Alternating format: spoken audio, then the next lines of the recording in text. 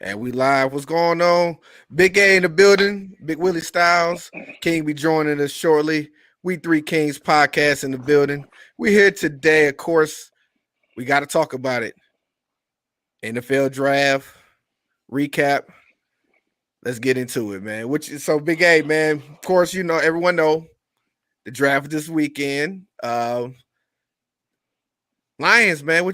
How you feel about their choice selection, and let me know what your grade level is. Now, also I left the link in the comments, so if you guys want to join us, give us your grades, give us your thoughts on the Lions draft picks, and as well as what you think the Lions looking like towards the future. Go ahead and hop on there, let us know. We definitely invite you on in. But Big A, man, tell me what you think, man. What's the grade, and what you think about the picks? Well, I'm gonna be honest. I know a lot of people. After the draft, right? After the dust settles, after the emotions roll off, we kind of come back into reality. People start switching up. Saying, "Well, hey, let me do this and do that," and it's just like I ain't having it. I'm not. I'm not. I mean, what you mean by not having it? What you saying, man? I'm tired of going into the second and third and fourth rounds and seeming like we just throwing the picks away, right? Mm. You know, Mm. like I'm of the belief, hey, let's see what these players do. You know what I'm saying? But it's just like we go away from value and production that's there. Okay. You know what I'm saying? Like we go into the second round, and it's like my thing is like when I'm looking at the needs, right? I'm looking at the needs of the team going into this draft. One, we needed an edge rusher. Right. Two, it was linebacker. Three was the third was like safety slash quarterback slash receiver. You know Okay. what I'm saying? So, and that's the way I'm looking at it, right? And then it's like, what gets me is like the direction, right? So, first round, we go Aiden Hutchinson. We move all the way up. Big Willie, we watching it live. Right. We saying Jordan Davis or Devin Lloyd, right? Right. But then you go James Williams. Okay. That was a bit of a shocker. Now I gotta Yeah, admit that would kind of right, shock me, but I'm not mad at it. But I go right, ahead. Go ahead. right. Not mad at it, right? Because what we talk about all the time, we need some dogs, right? We need some Exactly. dogs, right? But the head scratcher is we go second round and then we get Pascal, right? Mm-hmm. And you say, well, if you were really, if your attention was to strengthen the D line, to strengthen the front, why make the move in the first round and go to the other side of the ball, but then bounce back to the other side of the ball? You get what I'm saying? I get you because that's what we was discussing. It wasn't that the pick itself, like John Right, Pascal right. was the player himself.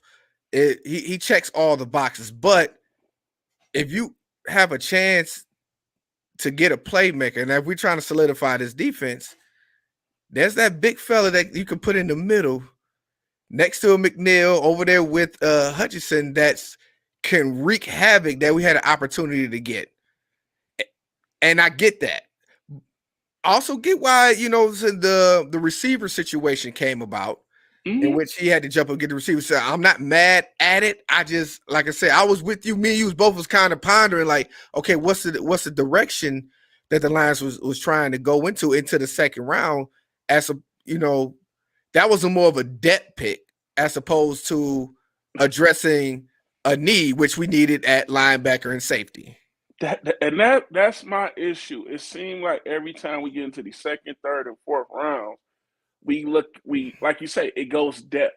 You know what I'm saying? Mm-hmm. Because my thing is it's like you still had playmakers there.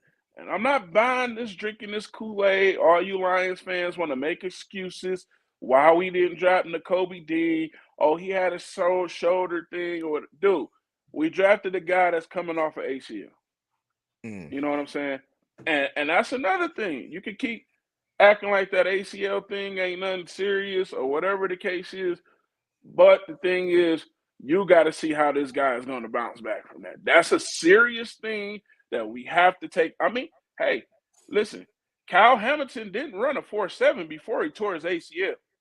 Yeah, Let's that's be true. honest. And we also have a history of drafting players with injuries as well. So it did bring, a level of skepticism when it came to those picks. Now, like you said, having to sleep on it and to think about it, I understand why that first round they move up to get a Williams. And that was strictly based off the fact that you have to secure your potential number one receiver right now, because the prices of receivers, today's prices, is not yesterday's prices. But I don't even think they thought about that, Big Willie. I What think I so. think I that think what they so. thought what they thought about was Jared Goff. So I'm gonna let a lot of y'all know. A lot of y'all need to get with this. Jared Goff is out of here. Jared Goff is going to be around for a while. Jared Goff has to literally go into the interview, which I'm saying his next 2 years, and say F it. You know what I'm saying? That was the whole reason of moving up, going to snatch a receiver right now in this draft, because Jared Goff is going to be here. That's a strong statement, Big A. But I don't disagree with you on that one. Mhm. And for me, the reason why I don't disagree with you on that one is because the direction I'm seeing the Lions are going into is that they're strengthening up everything around the quarterback position. Yes. Yes. So a need to go out there and address, because for one, understand, if we're going to get a higher grade of a quarterback outside of Jared Goff, we're going to have to pay him a higher grade level of quarterback play for that type of quarterback. Okay. So in my thinking, I believe this is what the Lions were thinking. Why go out there and pay somebody that we got somebody here right now that can manage the cost to do so is not killing us right now, because everybody was saying, oh, Goff's asking price is too high, but the quarterbacks now is getting paid what, 35, 40, down to 50 million a year, and it's going to keep rising.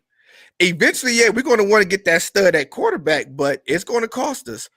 But the level, that's why I believe the reason why they went at the receiver, because the receivers are now etching up at that quarterback level as far as like pay goes. Look how many guys that got paid before the draft and during the draft at receiver. Yeah, but So see, this is the thing. Let me explain this too. And what I'm saying is, Chuck, I know a lot of people were saying Goff is going to be gone at the end of this contract. A lot of y'all are going to be surprised once Goff when he gets a new contract with the Lions. You have to see the moves that they're making. You have to see the moves and everything that they're doing, and it's all to put what like Willie say. You putting weapons around Goff to say, hey, here. This what you have: an offensive line, running back. You got receivers, tight end. So here you go. Why you and think? and and Big Go A, ahead. that's the key. Offensive line is the key at this point, and I think we have one of the, if not the best offensive line core in the league when healthy. So the fact that the Lions didn't go out there to get a quarterback, not only to challenge the backups, but challenge Goff, I believe, like you said, they are sticking with Goff off of the Yes. belief like what he does is enough based off what we have in the front. He's not going to have to keep running for his life. When you got the great protection, we got a great running game with potentially with Swift and Williams. If we add another running back to help along with that, the receiver and tight end group last year was kind of an unknown, but you see what we had with Amar St. Brown, how he developed. You got DJ Shark, who's trying to be proven. You seen what when Reynolds got here, you seen how much of a deep threat that we started to being, and then we drafted Williams. So with all those pieces, do we really need to try to move on and try to make chemistry with another quarterback when we already got Goff, who's already familiar with the system and can do enough to get us to the next level? Like right now, we're working on trying to win a division, if not get into the playoffs. Super Bowl is not where we're at right now. I'm to discuss whether Goff is a Super Bowl quarterback, even though he played in one. We're not at that point right now. Let's just get to the point that we can start winning some games and challenge the division and possibly get the playoffs. And once we get to that point, then we can talk about the next steps. But I'm assuming the line's like, listen, we're gonna crawl before we walk. And see, that's the thing, right? We can't say they didn't draft Williams for Goff. Anytime you drafted a receiver, you drafting that to put more weapons with the quarterback. My thing is, I can see if they would have took a quarterback in this round, in this draft, third or fourth round, then you could say, oh, Goff, okay, we brought a weapon in, but then we also bringing in somebody to challenge you. You know what I'm saying? And they didn't do that. Because I'm thinking, my feelings is, and I agree with you, Big Willie, they are cool with what they have in Goff right now. The thing is to put more weapons around them. That's why you move up. You don't move up to 12 and take a receiver, not for your quarterback. Like, right. Come on. Who else is you taking the receiver for? Right. But sidebar, glad you brought that up there, Owen. We got to address the elephant in the room. It's not no we. We got to address the elephant in the room in regards to the bet. Okay. Oh. So okay. let's recap.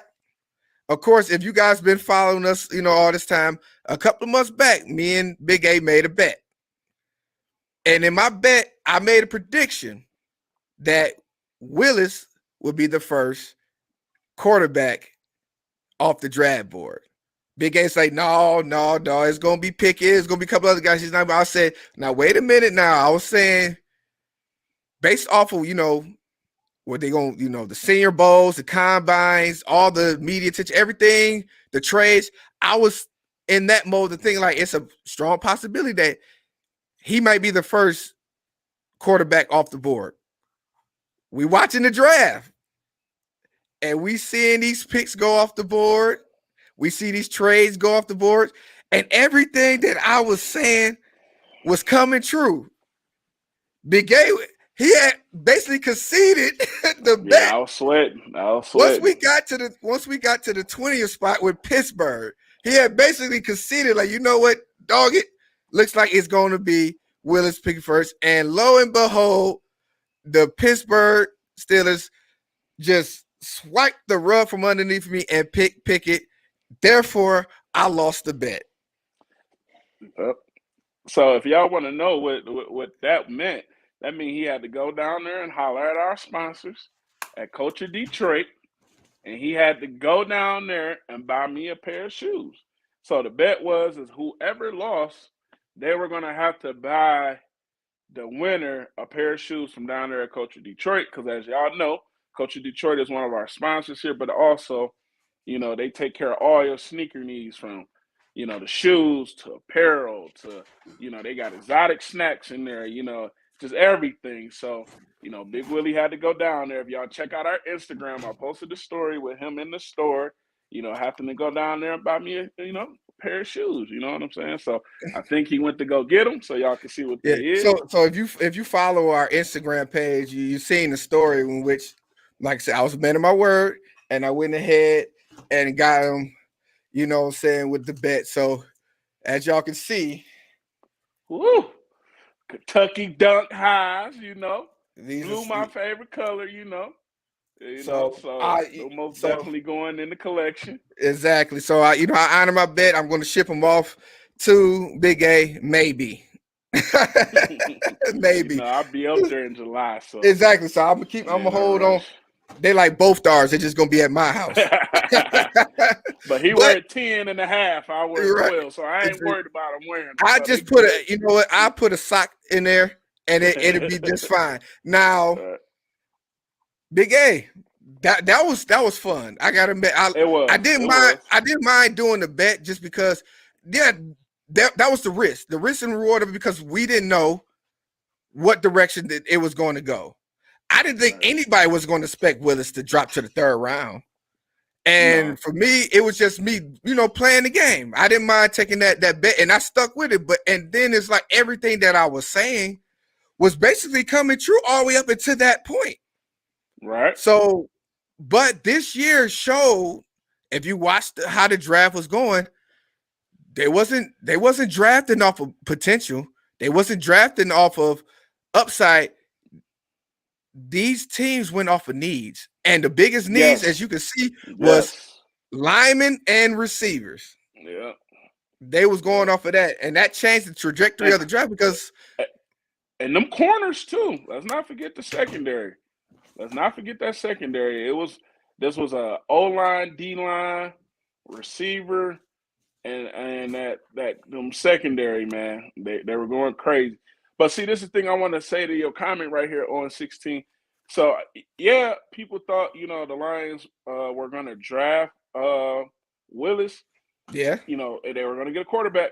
But with them not getting a quarterback, that's letting you know Goff is here to stay for another year or two.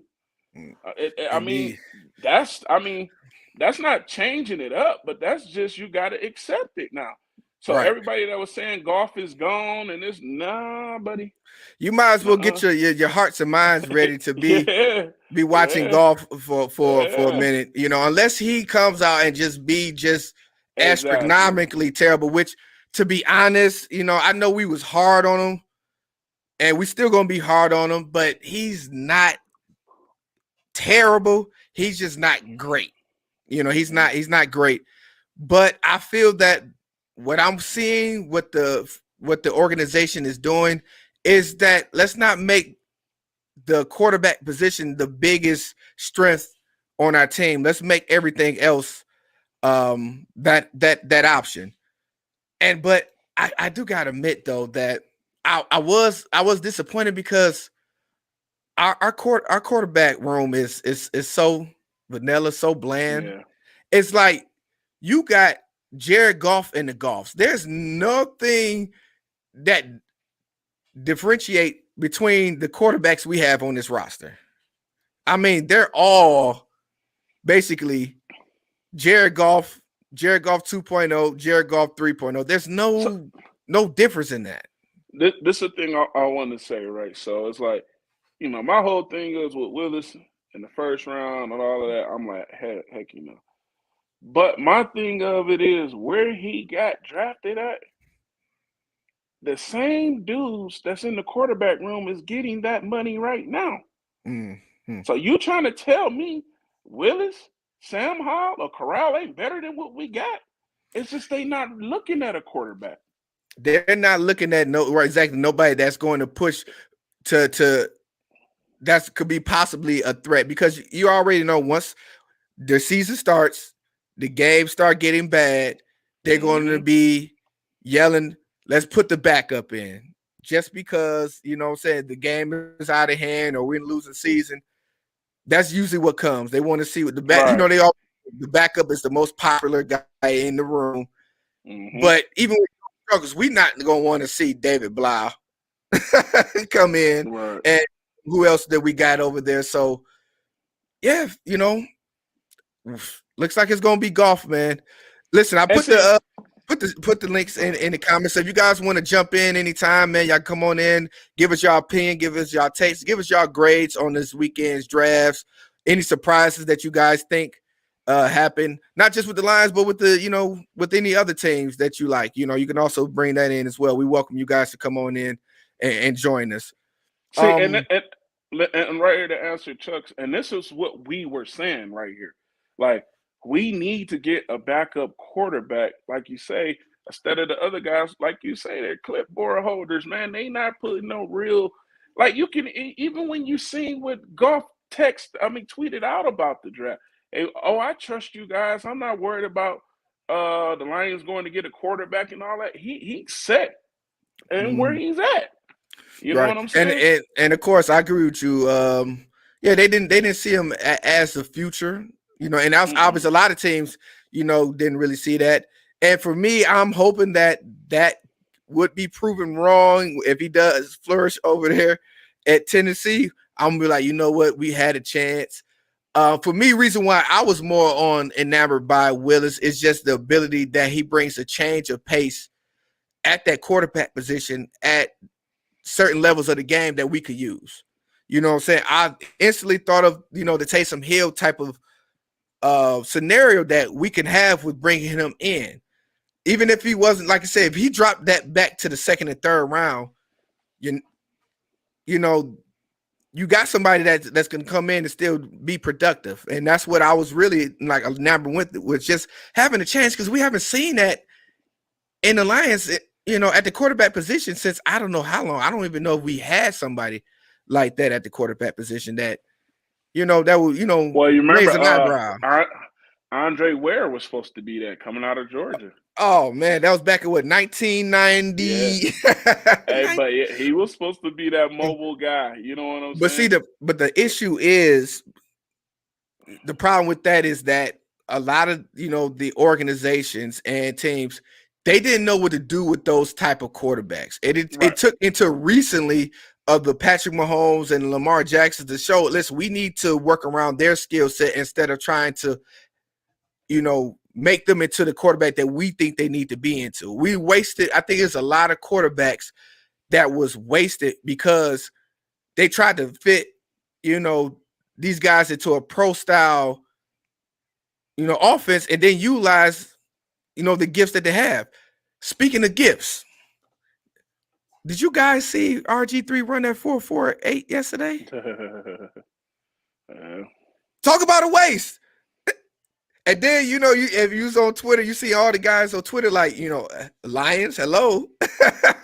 Hello. But didn't RG3 tear ACL? Oh, he tore up a whole lot of things. Washington really, to me, he shouldn't have been playing in that game. He was done in by Washington because they was so much under pressure to having to win. Snyder, he's been over there spending all his money on stadiums, on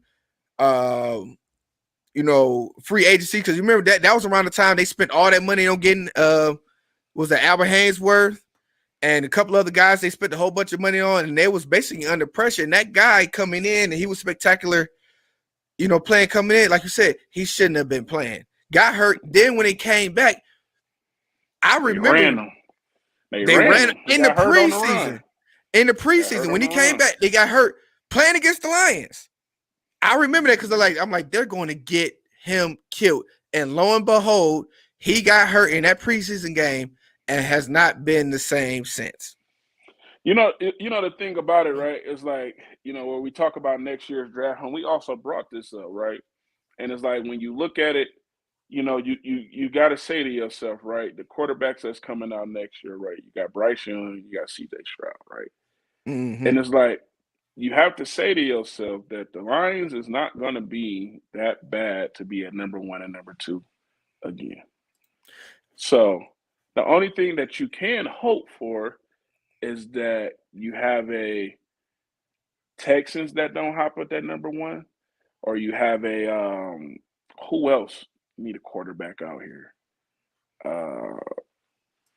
Exactly, and then that was my, my big argument, during the draft. I kept seeing people saying, well, we wasn't trying to get a quarterback this year because we're tanking to get either CJ Stroud or Bryce Young and these other guys. And it infuriates me to think that you guys believe in this organization willing to tank. If not, we only had 3 wins this season. And about, I don't, and then there were several games, maybe 4 or 5 games where we had great opportunities to win. A couple of them we lost on last second field goals. So to think that we're still going to be a 3-13 team after the draft, which a lot of people said we did an excellent job at drafting, after solidifying the offensive line that we have, which, like I said, a lot of the games would have been different if we had our offensive line throughout the whole season. Early on this season, Decker was out, and then we lost Ragnow. Then the guards was interchangeable. So if we got that, we know we didn't know what our wide receivers core was going to look like. Now we kind of got a identity as what what we're going to be looking forward to when it comes to the wide receivers. We got a coach on the defensive side, which we're probably going to be losing after the season because he's going to improve on what the product that he had last year. There's no way we should be able to double the amount of wins that we had last season. It was let me answer this. Yep. See, that's what we don't want on 16. We don't want Goff to get hurt because then that would be another reason for him to be like, well, I got hurt. You know what I'm saying? Like, that ain't my fault. You don't want him to get hurt, man. You don't want him to get hurt. On that one. No, let's not do that and have to suffer through those backup quarterbacks. I think with 0-16 saying that's kind of ideal what I believe Lions fans will want now. Man, I hope Goff get hurt, tear up an ACL or a shoulder, something that requires us to try to go in and get get us a new franchise quarterback. Well, that's what was going to end up having to happen in order for us to get Goff about it, because it looks like Big A said, we're going to be sticking with Goff, for a minute. So just prepare your hearts for it, man. I'm sorry. Yeah, I'm telling y'all, like I say, you don't make a move at offense like they did to jump up there and get Jameson if they not happy at quarterback. I mean, that's just as simple as that, man. You know what I'm saying? But then he has a line. Yeah. He has one. There was just hurt last year. He has one of the best lines in the NFL right now. Mm-hmm. So if we got that, like I said, to me, I'm at the point we could plug any quarterback that's good can be plugged into that position. But I know we want that, that quarterback position is just that, the quote unquote the bad bitch in the room. So the Detroit fan base want that bad bitch back there. You know what I mean? Yeah, and it's like, like I say, you just got to look at the way they went into this draft. You know what I'm saying? You got to look at the opportunities that they have and the people that they had the opportunity to draft and the way they went with it. You know what I'm saying? Like I said, Indeed. I'm not trading all the way up to 12 to go get a receiver for a quarterback I'm not happy with. You just don't do that. You just don't do that. I agree. I definitely agree with you on that one. So we got somebody joining us. Kyle Webb, what's good, bro? What's up, man? What going on, fellas? What's going on, man? What's your thoughts on this we just draft, here wrapping it up, man. Man, I give the draft a plus. Okay. A plus. Okay. All right. Yeah, I like the people that we got, and people saying that we some people don't like the Aiden Hutchinson pick. No, they just haters who don't like Aiden Hutchinson. Yeah, people said we traded that number 12 pick because he not gonna be a starter right away, and he probably not gonna be ready. He probably not gonna be ready to November. I'm hearing. Yeah, but that also has been debunked because a lot of he's already running, and they already tracked him at 4.4, and they say he should be ready by spring training. By fall training camp too. So, him not being a starter, that's going to come along throughout the season because we have depth at the wide receiver, somewhat at the wide receiver core right now. So hopefully, if he does work himself in to eventually become a starter, that's what the outlook that you're looking for when you draft someone like Williams. A plus, man, that's a pretty high grade, man. Yeah, that is pretty high grade. Yeah, I like how they added on the defensive line because we need a pass rush. That what our problem was last year. Hey Kyle, listen, that's been our problem for years, man. To be honest with you. Yeah, we couldn't get after the get after the quarterback or nothing. That was our main problem. Everybody said we should go after a safety. We should go after a safety. As a defensive line, the defensive line is better, is more more needy than the safety position. You know what, Kyle, I agree with you on that one. You know, because if we can get some pressure up front, that takes the pressure off the back end. Yeah, for sure. So definitely. Now, like I said, with me sleeping on it, like I said, I thought that like the Pascal pick, I liked the player. I just didn't like the position of the pick. I thought we could address other needs. But thinking about, you know, like I said, what you were saying, we had issues last year which we didn't have enough depth to cover up front. Like the Aqua brothers, they both hurt. So I can think that, you know, that they were using that to add depth. Yeah, that's why you had Aaron Rodgers staying back there forever, and then you had other quarterbacks staying back there forever because we couldn't get after it, because we couldn't put no pressure on nobody. Mm-hmm. Well, you know, we have big bad old Trey Flowers who was supposed to come show us that Patriot way. We don't have to worry about that. We don't have to worry about that. I know. Worry about that no more. Yeah, thank the Lord. Thank the Lord. Jesus Christ. I think that was a waste of money. Him and the Cheyenne. With him and Cheyenne. What you always say, availability is a capability. They haven't been available. They always been injured. I definitely agree. You know, Trey Flowers was over here to get a check, man. You know, he did that was the Matt. Yeah. That was the Matt Patricia error that they right. And yeah, go on. Yeah, you could talk. I think he having some little technical difficulties. Yeah, Patricia and Quentin Poole. Can you hear me? You breaking up, Big Willie? Yeah, they was having some. Emma, let me go ahead and come back out. Yeah, go ahead, Big A. To me, the whole thing of us addressing the defensive line, I was very happy with that because we did most definitely need that. We needed to be able to add pressure. Whenever the Lions was good, we always had a good defensive line.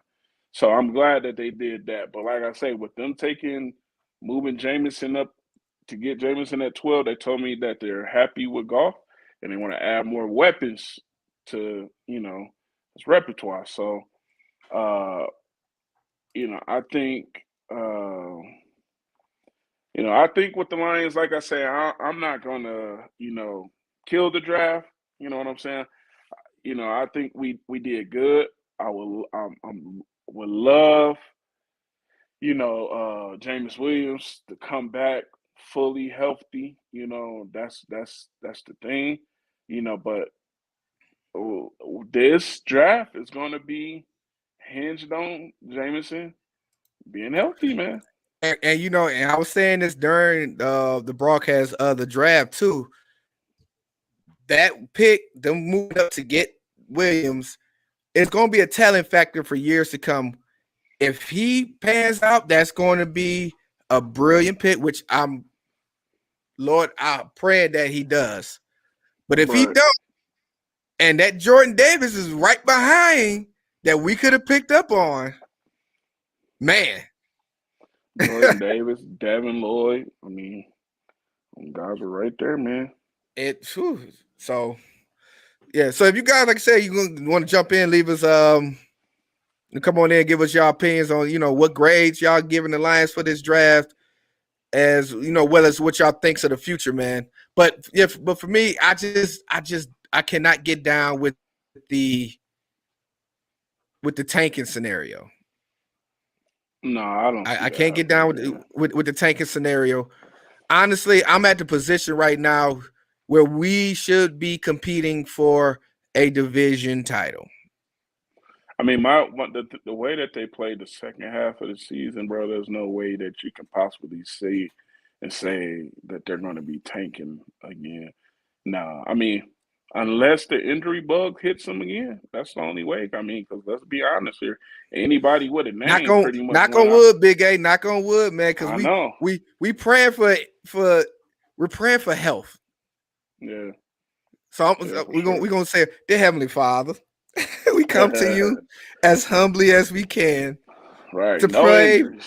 for the Detroit Lions organization that these fellas can stay healthy for the season, Lord. Lord, we've been suffering long enough, and we need your grace and your mercy to come down on this Lions organization and allow these fellas to be healthy, pain-free, injury-free for the season. In your name, amen. Amen. we need that, man. We need that. Yeah, man. We It's need, just like like I say, you want the best. You want to. You just want, like I say, I just want. You know, like I said, I don't want to go into the second round and be looking for depth. I want to go in the second round and be looking for starters. Third round, fourth round. You had a bunch of guys saying, "Oh, but look with Malik Willis, he went third, fourth round." Come on, bro, let's not act like ain't no studs been found in these third and fourth rounds. I mean, exactly. like, come on, man, That's Russell the Wilson that's the great example right there, Russell Wilson, Yeah, and Dak Prescott. yeah, That's another one. yeah. So it's That's definitely another one. Now let's see. So, Big A, you got the list of who the Lions okay. Let me pull it up for you. who the Lions get. So we're gonna read them off, and you guys, if you want to leave in the comments, what would you believe the grade that he has? Well, I mean, would you guys give a grade for those picks that they give? All right, We're got gonna get right them up. We also got right. Noma's joining us too, man. Come on, Gnome. Hey, y'all, don't be scared to cam up, man. Come in here, man. You ain't got to turn your camera on. You can turn your camera off, man. Come kick it with us, man. For sure. Nomas, what's good, bro? What's going on, fellas? How y'all doing? What's up, Gnome? Oh, man, we chilling, man. So, man, give us your intake, man. What you feel about the Lions in the draft this year? I feel like this draft was a C grade. It was really lower than that, but it's like I was saying to myself. It's not. I don't think we got really what you would call bad players. I just think you got players at the wrong time with the wrong picks. Mm-hmm. You can't be using your premium picks for guys who are going to be rotation guys. I thought we were getting like guaranteed starters with those picks. You know what I'm saying? Where you trade back up to 12 into Hamilton or what's the linebacker Lloyd, wherever the case may be. Mm. You got to build a defense all the way through. You can't just focus on one area. You have to put a premium player or a pick in each factor of the defense. And I feel like you coming out here making statements saying that, like, well, I didn't deem anybody more worthy over the player, like nobody more worthy over the players you took in those rounds. I'm like, I know it was a linebacker that fit what y'all like, with all that old leadership crap that y'all talk, and all that old choir boy mess and everything else that y'all could have put on that defense. I just feel like y'all have had personal favors versus what actually was needed. And I feel like that's a disrespect to the franchise in the team, because it's like y'all ain't had a defense since Sue, and y'all didn't have one before him. And I feel like it shows that you still feel like a receiver or a skill position player on offense is more important than what's needed to help you win championships.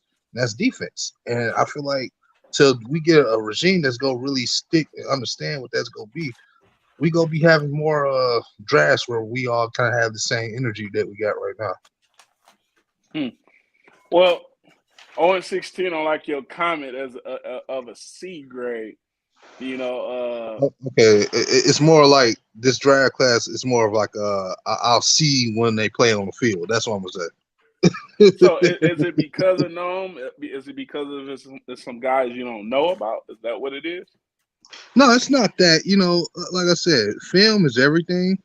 I try my Right. best to see what the players do. Like when I look at Pascal, I'm not gonna lie. You can say the conference or the level of competition that they play. I'm not gonna kill that too much because we did want Josh Allen a few years ago when he was in the draft. That pass rusher that Jacksonville selected, and I remember a lot of people wanted him. Lord, thank you, Jacksonville, for continuing to drink the Kool-Aid. I appreciate y'all this year. Go ahead. But no, man, this what it is for me. Like I said, I've seen this dude blow through down there 3 people, 3 blockers. So that's something. But I just need to see how it's going to be used because if you got him as a backup, that's a 2nd round pick. Right. That could have had a guaranteed starter. And it's like, I appreciate you for wanting to invest into the D line. If we had you years ago, we probably would have been good. But this is not the time to overload too much. You didn't have to go that high for that style of player to get what you're trying to do. I don't think you had to do that. I think you should have just broke the team down piece by piece, put a good player in each position. That point is you're trying to build this thing for Jared Goff. Like this, people gotta understand this. Yeah, we didn't have that guy at receiver. I get that, and I get the importance of having that guy. But the wide receiver thing to me is just more of an excuse for him because it's like people were getting open. C.J. Hawkinson as your best weapon as a pass catcher was getting open at times, and you weren't throwing him the ball. And But it you was can't blame. But it was also times where he was just trying to force it to Hawkinson also too, though. Yeah, behind the line of scrimmage. But see, we also gotta recognize, like I said, it was not just Goff. Yeah. Goff just came in a new system, new scheme. In the beginning, that we had a different offensive coordinator too. So it was a lot of learning process that early on in the season before Dan Campbell took over the play calling, that not only Goff, but as well as these other players, because the receivers was new to the system, and as well as Goff. In a row, yep. So, looking at it outside, looking in, it looked bad in the beginning, but we got to go by that second half of the season when Reynolds came in and when Campbell took over the offense, we had somewhat of identity, and then seeing what DeAndre Swift was doing. So I believe that's why this organization is saying, like, yeah, we can believe in Goff because we've seen.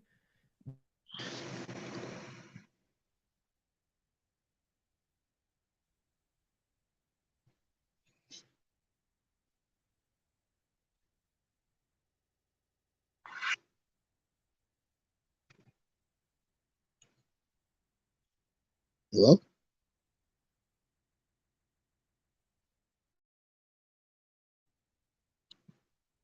Hello?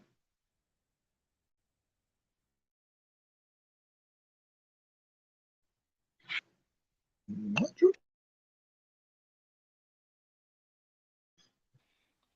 I think we just lost Big Willie. That's all. Yeah, I was wondering, is it me? No, I think we lost Big Willie. But see, and that's what I was getting to about we thought we was gonna go for a quarterback this draft. With them not going for a quarterback, it just shows you, yes, they are settling with Goff. You know what I'm saying? But the thing of it is, we can't really, like you say, can't put the whole thing on Goff. Right. You know what I'm saying? Because really, injuries really hurt the Lions. But the second half of the season, they were playing some good ball, man. We have to say, by the time the offense picked up, that's when the defense started getting hurt. You know what I'm saying? So it was just like, man, the injuries really just derailed the season. Yeah, and I feel that because at the end of the day, and I said this last year too. I said, if it's the worst quarterback league, it still ain't fair to get him a defense that's like the weakest one in the league. Like, it's not fair to no quarterback to have to deal with a defense that's ranked that low and then the injuries pile up. So I understand it was like real new, like everything was new from the very top to the bottom. So you talking about unfamiliarity. That's why I kept figuring out, like, why is motherfuckers talking about 8 wins and shit? What is y'all looking at? There ain't no way in hell. And yeah, we had some close games, but what we saw last year was more reason why we should have, took the defense a little bit more seriously because of the progressions we saw with the offense, and because for me, I going into this draft, man, I said they shouldn't be looking offense until third round, just because I'm like, man, we have to just solidify this defense. We have to get some playmakers on there. But then the way that this draft went, and the way the moves that was being made, and the things that was happening, you can see why certain things went the way went the way that they did. But my thing of it is, it's like, okay, we didn't address linebacker until super late in the draft. We addressed safety late in the draft, and then it's just like we doubled down on edge rushers. Like we got even though I think James Houston from Jackson State, I think he's going to be like that linebacker / edge guy. You know what I'm saying? King in the building. So you made it back home, King, huh? Yeah, finally here, man. What we got going on? Noma said the Lions got a C grade, King. That's where we gonna enter you into this at. Oh, wait, a C. No, I'm being nice. And you being nice. I ain't never been this damn critical before. Yeah. Well, and it's not even that I think the players, like I told them, it's not that I think the players we got are bad. It's the situation on how Brad Holmes corporate everything. I get what I think he's trying to do, but I still just can't quite squeeze my eye. I feel like they finna trade a bunch of people we not expecting to be off the roster. I mean, they're not going to trade nobody. The thing is, what I'm most concerned about is going to get pieces to help Jared Goff look good. That's my thing. That is my only problem right there. I don't have, as far as the draft goes, you went and got the guys you wanted. Show me, you know what I'm saying? You went out there with a bunch of undrafted guys. You went out there with a bunch of second and third string guys, and you play hard every game. You know what I'm saying? I ain't got no complaints about that. But are you going to go and get a Jameson Williams for a guy like Jared Goff? Are you really going to try to keep this guy around because you are the one that, gave the okay to draft Jared Goff, and now you brought him with you here to Detroit. So in your eyesight, is he still that guy? Are we still going to get this guy who, can't produce touchdowns when needed? So that's my concern. You know what I'm saying? As far as the draft goes, I mean, you got Aiden Hutchinson, which was an absolute gift. You got Williams is, like I said, if he turns out to be healthy, just like everybody thinks, I mean, come on. We know the proof is in the pudding with that guy. You got you got 2 edge rushers, you got 2 linebackers, you went out and got some corners, you got a safety. You know what I'm saying? It may not be the exact people that we wanted. Let's just get that out there. But it was some guys that you considered footballers, according to his own words. You know what I'm saying? So like I said, I'm going to step back from that part. You know what I'm saying? And we'll see what we get out of this situation. I'm not just going to shit on it. I don't want to keep digging up history or whatever. But when the thing does go bad, you best believe I'm here. I'm here for all of it. I'm here for it. And see, that's the thing, and that's the thing that I was going to, King. As we talked, one of my biggest things was going into the draft. I'm never worried about the first round. It's always about the seconds, the third, and the fourth. And you just feel like as if they just like throw them away almost, kind of. You know what I'm saying? And so it's like, you don't want to like crap on these players because you do want to give them a chance. But it's just like when you see, like I was giving them the example, King. It's like when you go into the second round and you have value sitting there, Nakobe Dean, Jaquan Brisker, and Willis, you have them sitting there. You have the opportunity to go after these 3, and then you move on by them. We go get another edge rusher, and then you go into the third round, and it's just like, and then we even drafted another tight end in this draft, man. I'm back. Like, we had to pay my internet bill. Yeah, we had to take a tight end because it's literally TJ Hawkinson and then nothing else. So we had to at least get one in one of these rounds. Now I might have missed it. Did you get your grade, King? My grade, I gave it on a review that I did, but my grade is a B+. Okay. And that's only because I'm not gonna sit here and just shit on the picks. I want to see, what we can get out of these dudes. Like I said, I got a lot of faith in Aaron Glenn and that defensive line and Coach and Coach Tide, and like I said, what they did with that defense and what they got out of them guys. I'm gonna give them that credit for that. The only reason I gave it a B+ is because, the I would say the falling of what we got. We got the linebackers and the safeties on the back end when I wanted that on the front end. Mm-hmm. So that's why I gave it a B+. You know what I'm saying? Somewhere around that area. I would have preferred us to move up and take a guy like Jordan Davis, Devin Lloyd, all of these guys that was there. I understand how polarizing of a player that Williams can be, but like I said, is that pick more motivated for Jared Goff? You know what I'm saying? Or is it just you going out and getting a guy that's a game changer? I personally, my hunch says Jared Goff. Excuse me. I mean, you have to say it, and that's the one thing I was trying to convey earlier. Is like you don't move up at 12 and draft a receiver and say that's not for the quarterback. Yeah, I mean, like who else is it for? Like, I mean, and like I said, I gave that example a couple of days ago. When you are a good team and you want to do things the right way, you don't build and try to get pieces to appease just that quarterback. You build your team. And the quarterback is going to take whatever you build and elevate that. You know what I'm saying? You don't go and get a Would you say for years we tried to find pieces for him, even though we went out and got stupid stuff like Eric Ebron, we went and tried to go and get guys for Matthew Stafford instead of actually building from the trenches outward like good teams do. And would you believe? Right. So would you believe that's what they're doing, is that they're building? Because I've been saying that's what it looks like is going on. They're building, outside in, I won't even say to appease Goff. Well, they're not.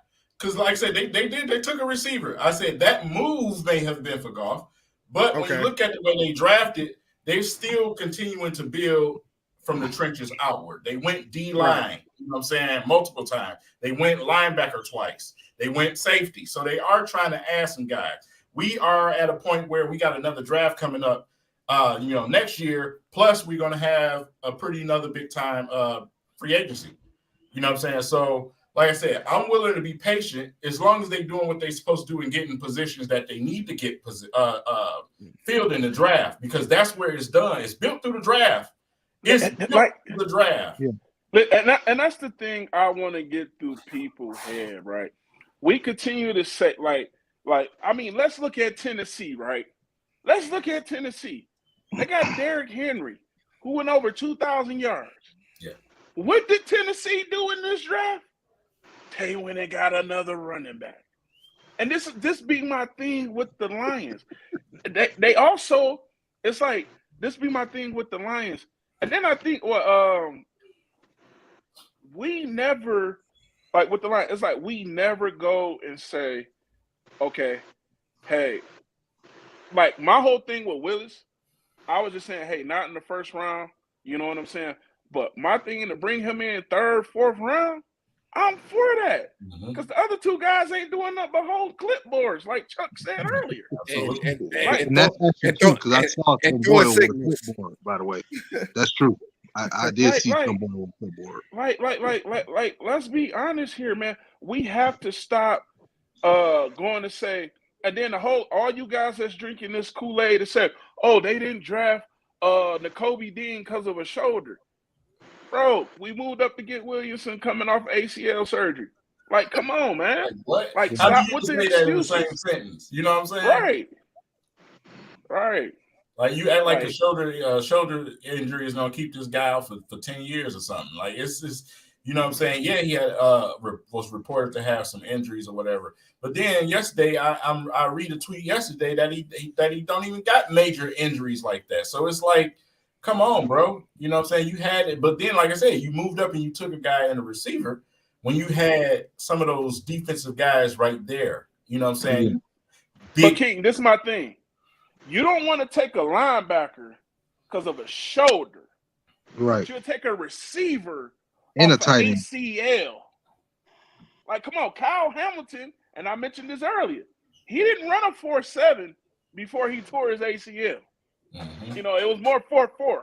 That's why he was picked to be top 5 before he even got hurt.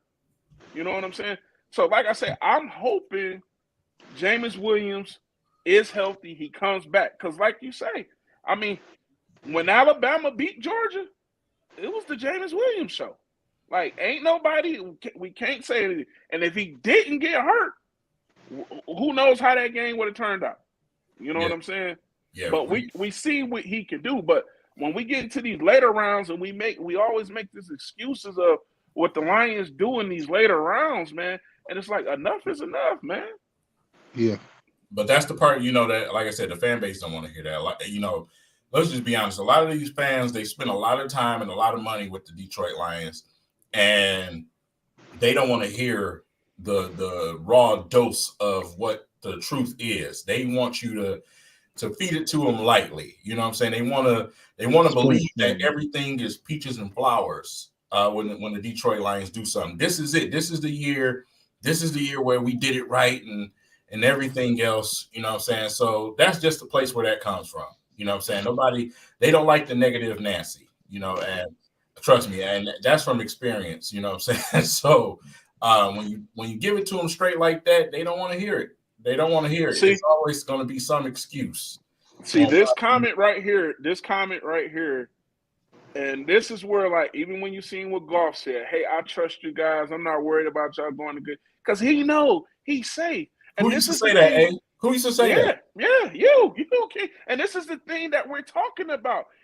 If there's no threat behind him, he knows he can go out there and have the worst game of his life. Goff is going to have to throw 5 picks before they pull this guy and say, hey, y'all go in here.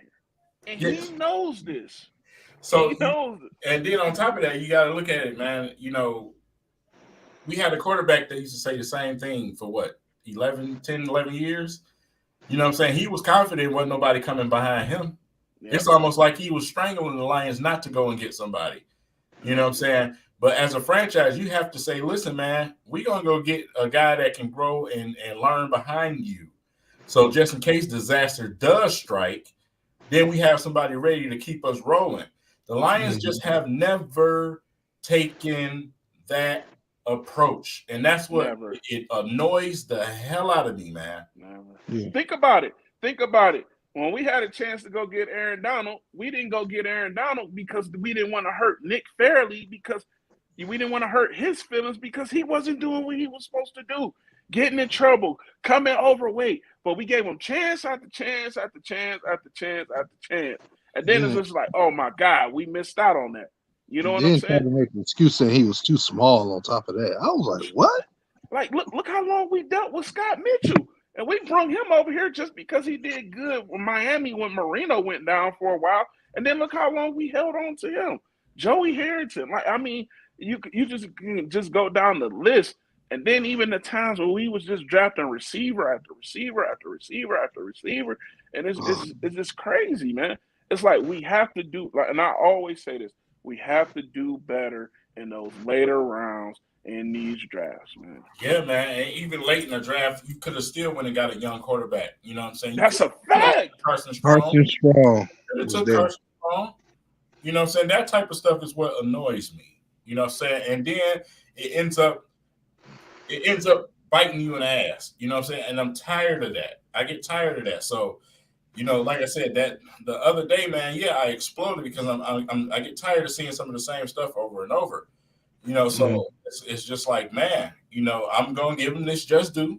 Like I said, I'm going to give Brad Holmes his opportunity, just fair and square. But just, like I said, just know if things turn out like I thought they were, then it's going to be an absolute problem. It's going to be an absolute problem, man, because I get so sick of the optimism. I get tired of it. It's like, it's not good optimism. It's blind optimism. because it's the Lions, and that's what Right. kills. Stop that shit. Stop with the blind optimism. Stop with the guy. You spend thousands of dollars with this team every year. These people travel and do all of these things and spend all this money with your team. You know what I'm saying? So it's just like, bro, I understand that you know the Lions is a big part of your life because you don't really have too many things going on Sundays. I get it, fine.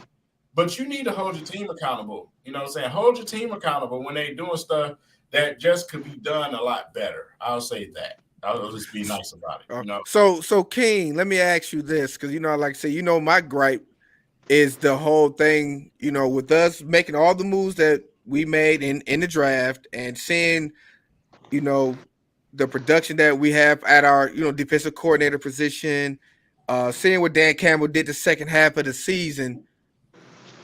Would it be fair to have expectations that we would be competing for a division title next year? No, we'll be an 8-win team. I'll say that at the most. Oh. But an 8-win team still could be competing for a division title, because how many wins you need to win a division? First of all, the Vikings gonna win the division. You think so? Listen, I don't know why you don't think so. I was about to say, listen, you got to understand, we got the Vikings and we also got Green Bay in this division. Like, come on, man. We do this every year. Well, Green Bay is wounded. Let's say we can beat Green Bay, and right. We gotta quit with this, bro. Right. Like, but stop. we should. But if you give us 8 wins, that's telling me that we're competing in the division, right? But we're losing 2 to Green Bay, and like I said, you possibly could lose 2 to Minnesota. But us Green Bay nice with 8 wins, by the way. But us getting us 8 wins is going to take us out of that top 10 range as far as like the draft status that everybody was saying we're going to be tanking next year for. You know what I'm saying? No tank. No, we're not tanking, man. We're not gonna tank. We just gonna lose. That's done. Yeah, we're not tanking, but we probably win about a good 8 games. Okay. Like I said, we I don't know, man. I'm not falling for that. How many times we gonna fall for that over the years? Thinking that Green Bay is down when we thought Green Bay was down last season. Remember, we thought Green Bay was down last season. You know, listen, as long as they got that damn Aaron Rodgers over there. Exactly. With all the injuries and everything that was going on in Green Bay, we just knew we had a chance, right? And we end up winning. No, I don't think we thought. I don't know who thought we had a chance. Not per se us. No, I'm just saying in general. I don't know how the fan base thought we had. I knew it was either going to be. I thought last season it was going to be Minnesota that win the division, honestly. And then Green Bay just showing they're pretty good, and that bad man Aaron Rodgers is something special. I think people got lost in the sauce between 2017 and 2018 with Green Bay when Mike McCarthy was showing that he just didn't need to be there no more, and people still hanging their hat to that. Like they might fall off again. Like no, you see they going into. Question. Can I ask you a question? You know that corner we drafted last year. Beat the old boy from Syracuse. Oh, Fatu Melifano. Yeah, what did he do for the Lions? Hey, he was a dog when he was healthy. He got hurt. Yeah, he got hurt. On the play covering. Wait, listen. Somebody said we in this year's draft. You know, we won in now in name pronunciation this year. Yeah. Yes. We had a lot of West Africa going on last year. Man. Yeah, we sure did. We sure did. Melifanus, some Owaries, and everything. Listen, it's about to be a bunch of nicknames on the Lions team going forward. yeah, man. Like I said, he was tight before the injury. Jerry Jacobs obviously was good before the injury. It's just the injuries, you know what I'm saying? The reason why I was asking that, because we took him ahead of Ambry Thomas, right?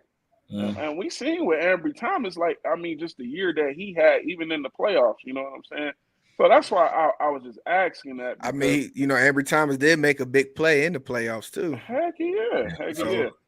But he was being productive before he got hurt. I can't recall that. So hopefully that experience, you know, saying Jerry Jacobs with his experience, Jerry hopefully Jacobs is a dog, man. And I'm not going to knock it. I'm just hoping that we finally get an opportunity to see what Jeff Okudah is going to be about. I think he really said, 3 years, 10 games. You know what I'm saying? He really holds the key to me to this defense, to be honest with you. Well, no, I don't think so. This is something also historic. And see, that's what made me so mad when Jerry Jacobs went down. We can never have a Robin to our Batman when it comes to our corners. We never can have that. It's always one guy all the time. And, you know, when you got a guy like Owarrior, opposite side, we need something. You know what I'm saying? We need something. And see, King, that's what I was saying. That's why I say he holds the key. Yeah. Because I'm gonna tell you why I say he don't hold the key. Because Jerry Jacobs, like King said before, Jerry Jacobs was locking stuff up, bro. Man, seatbelt. And the thing about it is, Okudah, if he ain't listen, that spot, like, okay, yeah, he gonna get the looks just because he was drafted the highest, but he got a dog on his heels, man. Yeah, but see, that's what I'm saying. What you guys are saying, that's why I say he's the key. Because if he comes back healthy and be what they thought that he was supposed to be, that brings us more depth in the back, you know what I'm saying, of that defensive squad. Well, if he does, go ahead. No, I was just gonna say, if he does, go ahead. Willie. No, I'm saying if he doesn't pan out, yeah, there are some guys that we have some dogs, but that means we're still gonna be have to look into filling that position again in the draft. So I would say this: what gave me confidence, bro, is these young fellas was out here doing this with zero pass rush. Zero pass rush. You know what I'm saying? So you go out and you added a bunch of guys to your D line. You got some guys coming back that's gonna be healthy. Aquara brothers and all. So if we can put some pressure on the quarterback, it's gonna make everybody else look even better. You know what I'm saying? So like I said, I'm just gonna wait and see. I just want guys to be healthy, man. And we got all over the field. We need guys to be. We need DeAndre Swift to have a healthy season. We need a lot of people to be healthy. You know what I'm saying? So when it comes to depth, you know, our actual defense last year was a depth lineup. Yeah. So plugging in the studs and the stars is something that we just wanted to see. You know, so that's why I gave it to B+, because it's like, okay, you had an opportunity to add Aiden Hutchinson plus a Jordan Davis plus a Devin Lloyd on your defense. You know what I'm saying? Devin Lloyd had 8 picks as a middle linebacker last year. You went and got Chark, who was supposed to open things up already for TJ Hawkinson and Amon-Ra St. Brown and the guys. But then you went into the draft and you moved up to get a wide receiver instead of something on that defense, man, that can potentially just take it to the next level. Because I said, but King, you know, I would say that was something that we honestly, even though I would have went to the defensive side, I'm glad they took a risk, you know, and trying to get somebody that's going to be potentially a playmaker. Oh, trust me, I don't have a problem with the pick per se.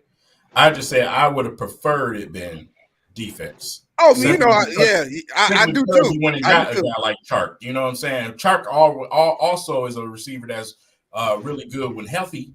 You know what I'm saying? So this is it's becoming a common theme. Jordan Davis is not coming off of ACL. Devin Lloyd is not coming off of an ACL. You see what I'm saying? So when you put that next to a Lynn McNeil with Aiden Hutchinson, we got the Aquara brothers. I just like that look a little bit better because you got to, and I don't care, you know, what we do on offense. You can't stop nobody. We're going to keep seeing the same thing. We got killed over the middle. Tight ends absolutely destroyed us. Oh, tight ends had a field day. A field day against the Lions. Tight ends been having field days for the Lions for the past decade. Yeah. And you know what? You know the thing I didn't get is it's like, you know, it's like when you go in there and you look you look at what you had at defense, right? And I agree, we do need to get healthy. The season was weird. It was like when the defense was healthy, the offense was hurt. When the offense was hurt, the defense was hurt. But when you have the opportunity, and this is where I go, we talking about value and production, proving guys. When you go in there, you have the opportunity to go get a Jordan Davis, to go get a Devin Lloyd. Like, shoot, let's not look at the fact you talk about putting Jordan Davis next to Alear McNeil.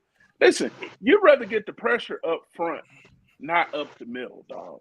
You know what I'm saying? And you putting both of them guys there, or if you didn't want to go there, let's get us a backer. Like I've seen a lot of people go and talk about, oh, well, Devin Lloyd didn't run a good 40. Listen, I don't want to hear that. Watch Devin Lloyd's film and 8 picks at a middle linebacker and a couple of them going for pick sixes. Then you holler at me, bro. Yeah, and like all the footballers, the trainers, that train professionals, all the professional football players all said the same thing. We all in agreement. You know what I'm saying? Film don't lie. Tape don't lie. You know what I'm saying? The combine, I say, is a multiplier of what you put on tape. Exactly. It only adds to it. It's not a deciding factor, because if it was, hey, Malik Willis wouldn't have made it all the way into 80-something in the draft. You see what I'm saying? So not at all. When you look at it, a possibility of a Jordan Davis or somebody like that, or a Devin Lloyd, or whoever you decided to go with, that is, I mean, come on, everybody on that defense is just going to look that much better. I mean, but we literally seen Jordan Davis get blocked by 3 Alabama linemen and still held his own. Yep. And that don't, and then go to the combine and do hood rat things. With his friends, man. Hey, listen. The thing is, like, when you go and, like you say, you watch this film, right? And you say, well, like you say, Jordan Davis just handling things.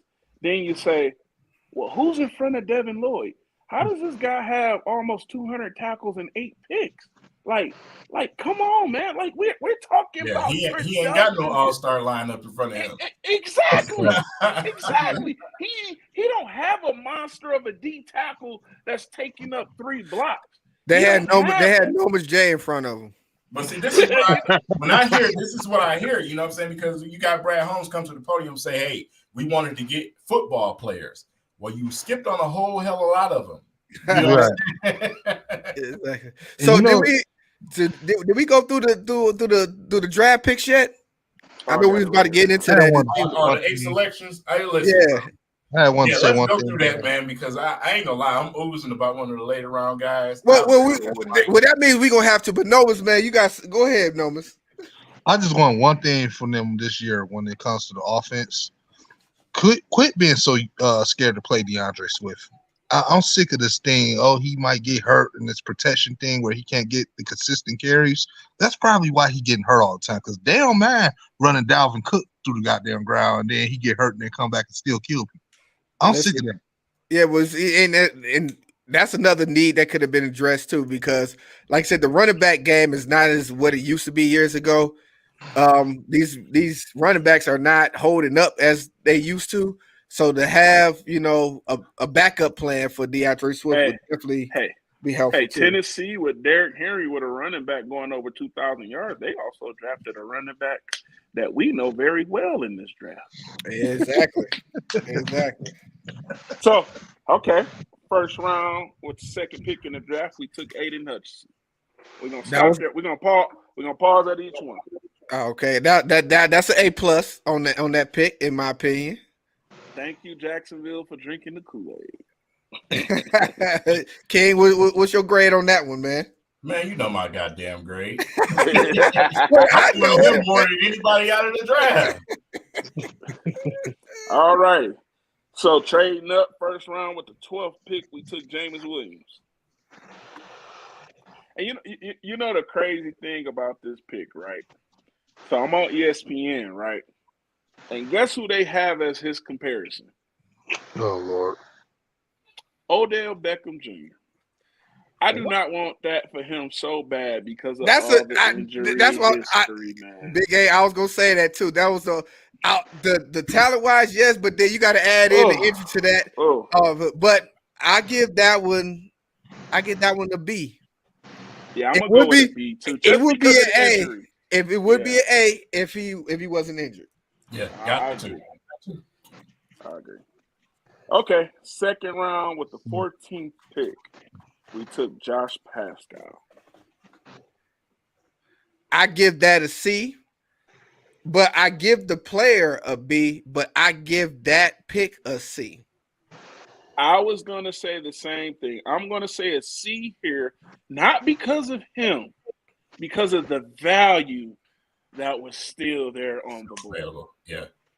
And that's what I think a lot of people don't understand when a lot of people said, what is you doing? That's what they meant. It wasn't about the guy. It wasn't about the talent. It was about the talent that was available. And, the proven talent that was available. I'll say that. Right. All right. With the third pick in the third round, the 33rd pick, we took Kirby Joseph. I give that one.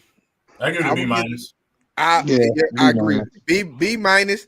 I like Kirby Joseph. He's a ball hawk.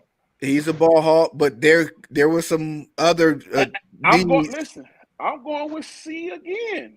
Okay. And the reason is not the player, because of the value. I hold his value a little bit higher because he played for Illinois and he was still able to find the football a lot. That's the only reason I give him. Yeah. And I get that, but it's like still the value that we had there and the possibilities of players that we could have still have gotten. Mm-hmm. So the 5th round with the 34th pick, we took James Mitchell from West Virginia, the tight end. D. You say D? Yeah. I'm gonna give that one a C plus because we needed a tight end. I'm gonna just give it a C. We need a tight end, but he would have been a lot higher if he didn't get hurt. Yeah, Rodriguez was the other player with the ACL, right? No. Who was it between those two? James Mitchell was the ACL. So it was the tight end. Yeah, that's why I said I got to give exactly. So he would have been higher if it wasn't for injury. So I get that one a C plus. I'll probably stick with C myself. Okay. Okay, so then we going with the 6th round, 9th pick. We going Malcolm Rodriguez. I'm gonna get that one A. Yeah. I actually like that pick. I like that pick. And the next one. We got. Let's go ahead. Go ahead, Big A. Go ahead. Like go ahead, Big A. Give us your grade on Malcolm Rodriguez, man. I'm proud. That's gonna probably have to be an NA for me. I'm gonna have to. Don't have to go. I'm gonna have to look at that. Yeah, I gotta look at that one. I looked at that one. I did. I can't. I need to see what the stats was. I just need to see some film. So I'm gonna keep that one where it's an NA for me. I'm not ready. So our next pick. Now I'm giving this one an A. The problem. I think this is going to be the diamond in the rough. And Detroit Lions, yes. Y'all foul for putting up that Florida highlight. Y'all foul for that. That man has 16 and a half sacks at Jackson State University. Okay. This is going to be an A for me. I'm gonna give a B. I'm gonna give a B strictly off. I'm gonna give a B strictly off of Big A's analogy because Big A used to always say about these players coming from these small programs and not playing the upper level of competition. Hey, man, so I can't give it an A. I can't give it an A. And he played at Florida too, and he was a dog. Based off a Big A. Please let me go with this, right? And so this is the thing right here for me, right? When you do go to these smaller programs, your numbers have to be astronomical for me. You pretty much got to double almost what you would do at a top level. And this guy did it. That's why he gets an A from me. This guy, I'm gonna get a B. he did the same thing at Yeah, Florida. At And Florida. he did this, and he production doubled at Jackson State University. I don't know So if y'all. it's an A for me. I don't know if y'all So seen pretty the much, film. listen, if you're a quarterback D1, you're throwing for 2,000, 3,000 yards, okay. You go down here to these lower levels and all that, you better be throwing for 6,000 yards. So that's what I'm saying. Oh Lord. And it's a thing you got to think about. He went just the edge rusher. He played linebacker. Yeah. Y'all get 16 and a half sacks. Versatile, baby. So he's your poor man's Thibodeau. I think he. Nah, Yeah, he's your poor man. He's your poor man Von Miller to me. TJ Watt, sure. Oh wow, y'all putting a lot of sauce on this one. A lot of sauce on this one. Dude literally hits different. Mm. He epitomizes what they trying to do on defense, though. I really like that selection a lot. We definitely gonna have to keep an eye on this one for sure. Yeah. His pursuit is on fleek but this is the thing you got to think about it. If we get 5 or 6 sacks from the dude, that's a win. Yeah, This is a 6th round pick. Right. So if we're in the 6th round, even if you go for anybody from the draft, are you finding somebody with 16 and a half sacks in the 6th round? Remember, we got Averill in the 5th round. Yeah. You know what I'm saying? So, and then our last pick, which was, oh crap, hold on. It's quarterback. Quarterback, Chase Lucas. Yep, Chase Lucas. Okay. That one, like I said, last pick. It's another NA for me too. I haven't got to his film yet. I seen some information on him. I'm gonna give it a B. Actually, a B plus. I heard he's another ball hawk. Yeah, and he has size too, so B plus for me. What is he, about 6'2"? I think so. Catch is he's like 25 years old. I can never downgrade. I can never downgrade a 6th or 7th round pick. Not at all. Not at all. So overall, what's your grade overall?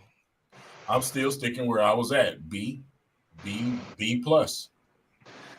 I'm going with B plus. I would have said an A, only if I would have said A plus if the Jameis Williams pick, if he wasn't coming off an injury, that would be an A plus to me. But because of that hovering over us, I have to go with a B plus.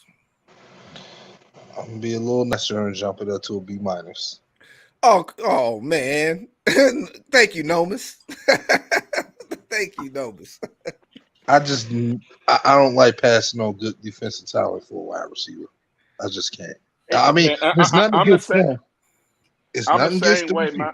Mine's is a B also, just because of what was there and the injury thing. That's it. B. Yeah, and I get you, Nomus, but we just gotta realize where this league is going when it comes to the wide receiver position.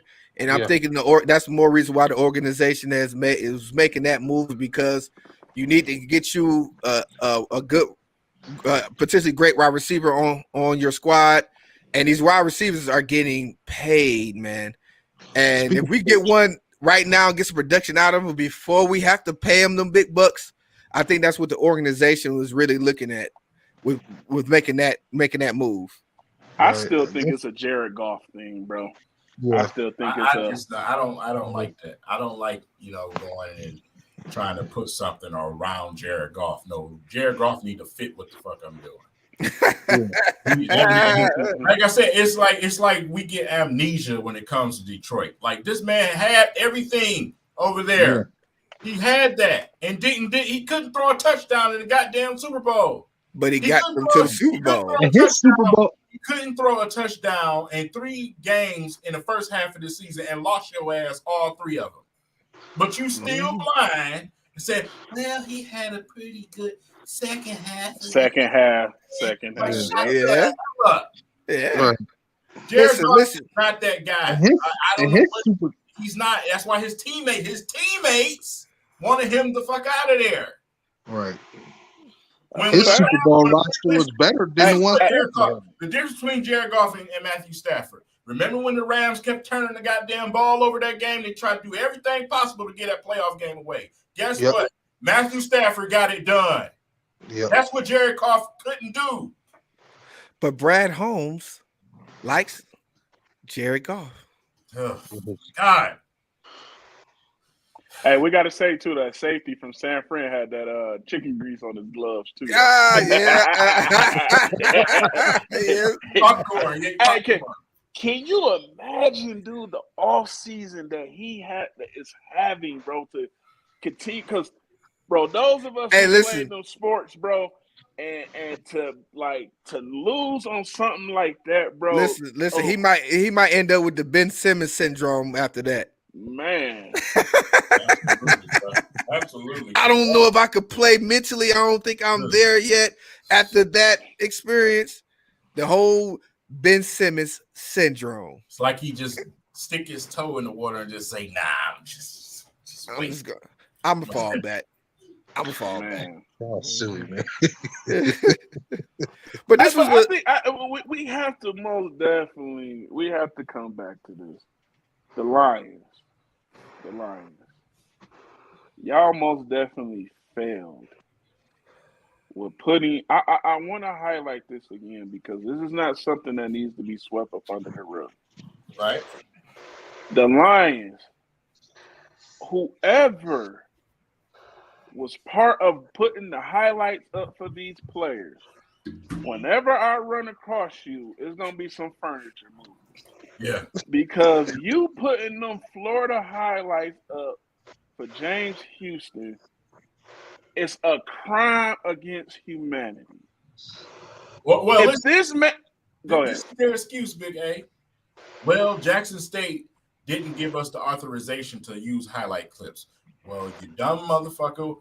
Well, why not just not post it until you get permission? Is it really going to kill you or the fan base to just be patient and wait? Like, come on, bro. Is it life and death to put an Instagram post up of his highlights? Prime time was not feeling that at all either. How about this, right? How about this? I'm going to post it, and then if you come out with some flack about me posting his Jackson State University stuff, guess who the spotlight is going to be on then? It's not going to be on the Detroit Lions. It's going to be on Primetime at Jackson State University. Yep. I'm posting them, and I want you to say something. Yep. Yep. Why would Deion Sanders? Oh, well, we didn't give you permission to highlight a player from HBCU. Make sense of that. How about there you go. The only player in this draft from an HBCU that got drafted. Mm. You name me one in the last 10 years. That's why it even makes it more horrible. Yeah. So you mean to tell me, oh, we couldn't get a hold of somebody? Hey, I'm going to make this judgmental call. And guess what? If you fire me for this, dude, I'm going to let the whole world know the Lions fired me because I posted James Houston's Jackson State University highlights instead of posting his Florida stuff. So you trying to tell me Florida answered the call faster than Jackson State? No, what y'all did was, we can't get a hold of somebody. We're going to post this Florida stuff. Like that, I ain't trying to hear that excuse, bro. I ain't either, man. Nobody was buying it. But you know who bought it? Those dumbass Lions fans on Twitter. That's who bought it. Mm-hmm. I was going back and forth with them all night about it last night. They bought it. Like, that's crazy, the Lions can man. do no wrong in nobody's eyesight. Right. Like we talking about some historical stuff here, right? We talk about a player from the HBCU that got drafted. We're not talking about a player that got signed to a, undrafted free agent deal, right? We talk about a player that got drafted. And then when we have the chance to put this on the spotlight, y'all posted his Florida University stuff. You know what I'm saying? That's I mean, it's a crime against humanity, bro. Like, and atrocious. And that's also, you got to think about, the You know, that was like a great opportunity to highlight, you know, someone Yes. coming out of HBCUs, as well as, you Brad know, Holmes. his family is watching that too. You know, Yeah. that's the experience that if they were filming, they were taping, and they're looking on the TV, and they see that kind of like it wasn't a good look. It wasn't a good It look. wasn't. Like I said, yo GM is from an HBCU. And he was the one that was put on question on why didn't you ever draft one from an HBCU? And he did it. But you're going to put his highlights up from fucking Florida. You know what I'm saying? It's just like, bro, this ain't rocket science. It's not hard. It is not hard. Whether you put the damn shit out immediately or you had to wait an extra hour or two to get approval for it. It's Instagram. You know, this is my thing, right? This is my thing. This is one of those things where it's like, you don't even have to think this one out. Guess what? I'm going to post it. I'm putting it up there. And I want y'all to be like, oh, we didn't give the Lions authorization.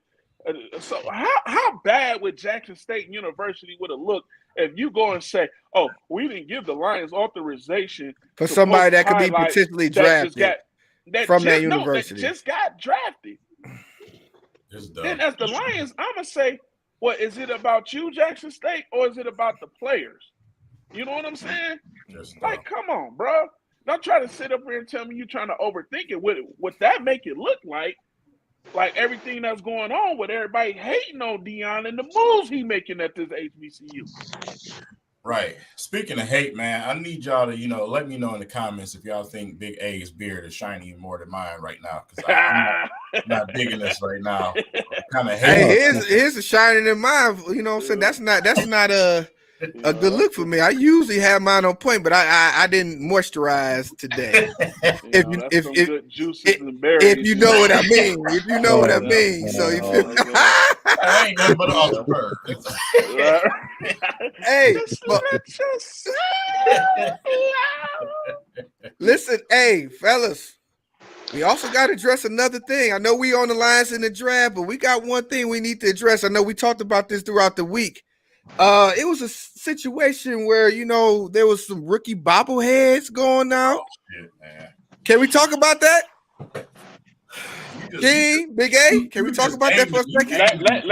Give King the floor. Give King the floor. I'm let King go ahead. Go ahead, King. Go ahead, man. These disloyal, trick, bitch-made, fool-ass marks in the NBA on 5. On Crip. How in the hell do you put all them bombs up there, but you leave Cade Cunningham out? Like, can somebody find the picture, bro? Can somebody find the picture, man? I'm here. I'm here right now, dog. Wait, what you? It's to this point, bro. I'm ready, dog. You got to run a fade now, bro. You got to hit him with one of those, bro. All these situations is something else, bro. Oh like, man, why they dissing our boy like that, man? That I don't understand how the number 1 draft pick, one of the 3 finalists in the Rookie of the Year nominations, does not be a part of that picture. When it comes to the rookies of the bobblehead, maybe I don't know. Maybe they say, you're a little too light skinned, so your bobblehead didn't come out right, so we had to leave you off. Maybe that could have been it. I don't know, but it was kind of a bad look, and I know it kind of rubbed some people the wrong way not to see our boy up there, man. To the point where he had to retweet Detroit versus everybody again, bro. You know what I'm saying? At this point, it's just like, come on, dog. It's like, man, did he not take the sacred oath or some shit? You know what I'm saying? Like what the fuck is going on, bro? Because this shit is getting creepy. You know what I'm saying? It's like, dog, why do y'all hate this kid so much? Like, come on, bro. Well, For those who haven't seen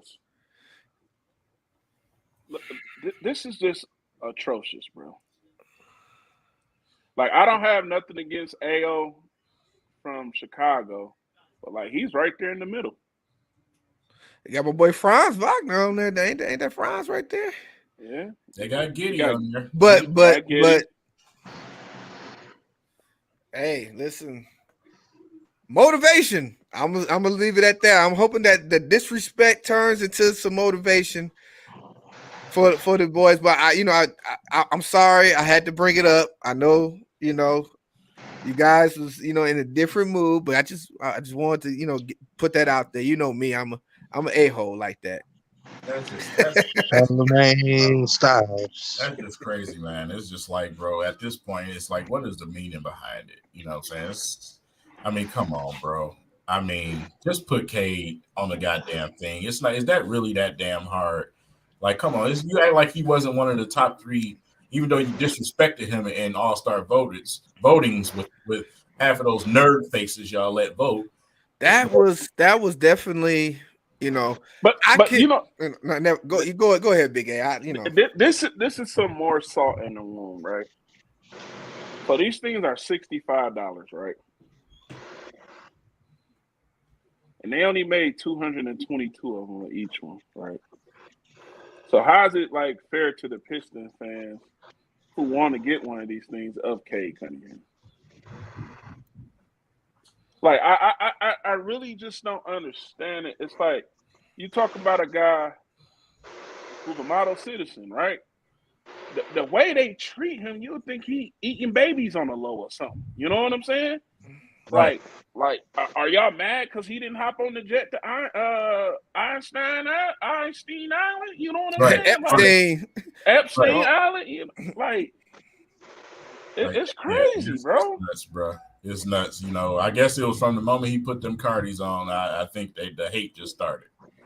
Like who? Like what is this? Is this Detroit swagger? We can't have this. It started from the moment they said with the number 1 overall pick, the Detroit Pistons select, and it just went downhill from there. Yeah, that's crazy, man. But we gonna be optimistic and see that as motivation for our Detroit Pistons, going into next season. And we're looking forward to some of these offseason moves from the Pistons too. See what type of moves they gonna make. I know free agency be coming up. In what's that? June, into June and July. We got the lottery in I believe it's May 17th. We gonna be getting into that too. I'm so ready for that. You ready for the lottery? Hell yeah, I'm ready for the lottery, man. Okay. And shout out to Marcus Smart, man. I hope he all right, man. It was they said it was a stinger. He came back in the game. It was a stinger, so he's back. Good. I think they popped it in place and gave his ass some cortisone and told him to get his ass back out there. But yeah. But I believe, saying. Hey, I got a question to ask you. Go ahead, Nomas. I put out a tweet last week, right? And I don't know if y'all saw it, but it said either in 2023 all season or 2024 all season, KD to Detroit. I'm just saying. KD needs to stay his ass far away from Detroit. I know. I say the same thing, but I just smell something real funky in the air right now. Why? Him and Cade, they are homeboys. They are that. Before Cade got drafted, you know what I'm saying? I found that out. But still, it's not even just about Cade, though. It's like this ain't the same KD, the way he's speaking about the Pistons as an entirety, the way he was 5-6 years ago when he told Stanley Johnson who cares about him. Well, he ain't like Stanley, because Stanley was, up in him and LeBron's face when they played against him. So, of course, he's going to say something like that. Don't mention no Stanley Johnson no more. But anyway, nah, I wouldn't mind it because, like I said, he's one of the greatest. But it just the way, bro. He is one of the greatest. The what? KD is one of the greatest. The who? I didn't say he was. I say he is one of. Like number 37. Right.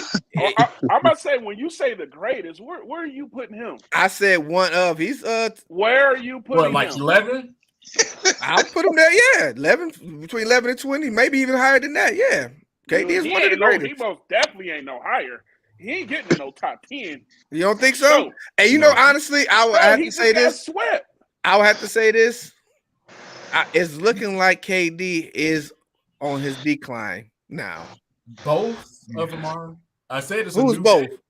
Him and LeBron.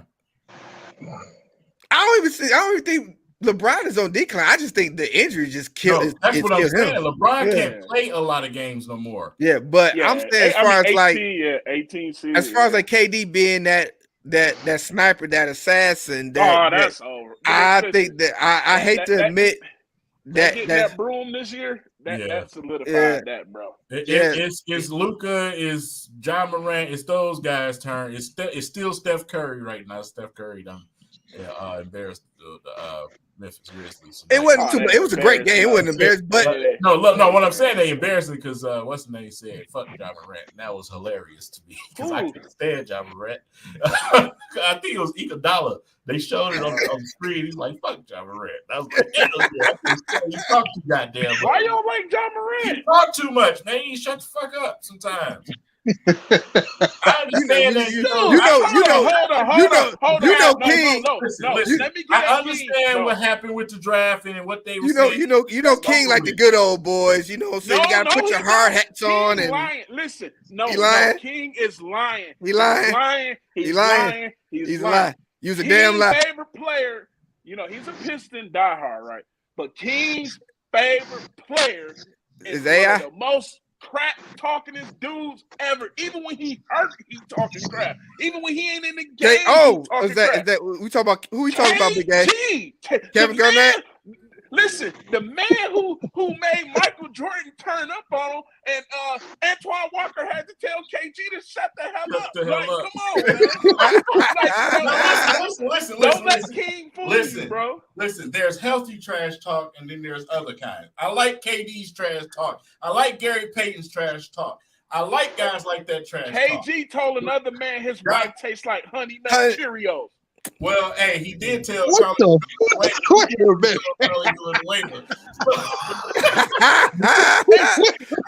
Now that deserved a slap more than Will Smith slapping Chris Rock when he talked about Charlie Villanueva. It's just, man, it's my thing with John. It'd be unnecessary shit. It'd just be like all the okay, you playing well, you flaunting, talking shit to the fans. Just get your monkey ass up court and shut up, man. But he's backing it up though. Ain't that right, Big Game? He got that big chip on his shoulder because even the whole thing with him and Zion was playing AAU. He got the short end of that. Even he got a little man syndrome for sure. Oh, most definitely, because even when the whole thing with the breakup with him and Zion, that affected his recruiting. And I mean, he letting everybody know, man. Like he say, man, yesterday's price ain't today's prices. Indeed. Hey, what Jay-Z said, I'm making y'all pay for what y'all did in the Cold Crush, man. Like, come on, man. So he letting them have it, man. But don't let King fool y'all. Listen, King is listen. If KG would have went to Michigan, King would have KG a back tat on his back, man. Listen, that boy, he's a Kevin Garnett fan. Listen, you know what? While y'all talking, I'm gonna pull something up real quick. Okay, KG. Yeah, that man, he was one of beyond the trash talk out there on the court. But see, today with John Morant, though, he's showing that he can back it up, though. Yeah. He's not running scared, what I'm saying? The whole, listen, we're just going to go out there, play hard, and, no, he like that. Listen, we want the smoke. We want the smoke. We want all the smoke. His daddy got to chill, too, though, man. Who we looking at? See? Oh, Lord. See? That was me.